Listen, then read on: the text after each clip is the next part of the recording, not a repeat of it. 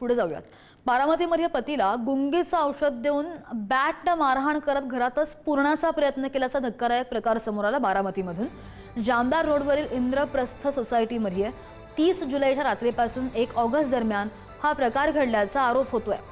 पतीला गुंगीचं औषध देऊन अर्धवट बेशुद्ध केलं आणि त्यानंतर मारहाण करून घरातील गॅलरीमध्ये बांधलेल्या चौकोनी कट्ट्यात पुरण्याचा प्रयत्न केल्याची तक्रार आहे।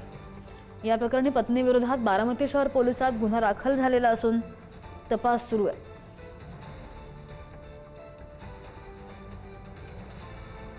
प्रवीण प्रकाश जगताप यांना त्यांच्या पत्नी शर्मिला प्रवीण जगताप यांनी 2 दिवस गुंगीचं औषध देऊन घरामध्ये बॅटनं मारहाण केलेले आहे आणि त्यानंतर गॅलरीमध्ये एक डक्ट बनवून त्या डक्टमध्ये संबंधित विक्टीम यांना ठेवून वरून कडाप्याच्या सहाय्याने त्यांना त्या ठिकाणी झाकण्याचा प्रयत्न करत होत्या।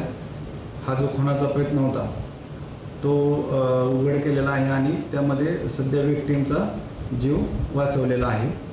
यामध्ये आपण BNS 109(1) व BNS 118(1) या अन्वये गुन्हा दाखल केलेला आहे।